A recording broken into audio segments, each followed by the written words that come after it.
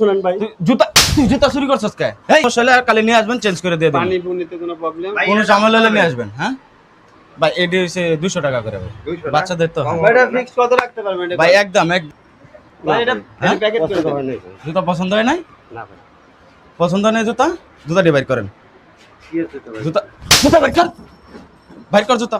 এদিকে ভাই ভাই মারেন না ভাই। ভাই মার মানে তুই জুতা চুরি করছস কে? কত টাকা শুনেন ভাই? তুই জুতা চুরি করছস কে? এই জুতা চুরি করছস কে? বাইর কর। কি হইছে ভাই? এগুলা কি? এই যে দেখেন। ভাই মানে আমি আপনার সাথে কথা বলতেছি, এই সুযোগে কি করছে, ভিতরে জুতা ঢুকায় রাখছে। জুতা চুরি করলি কে তুই? জুতা চুরি করলি কে? ভাই রে ভাই।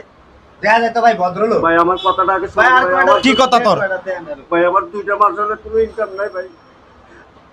2 দিন বাদে বাচ্চাটাকে একটা কিছু কিনে দিতে পারি না ভাই। এই জন্য চুরি করতে বাধ্য হচ্ছি ভাই।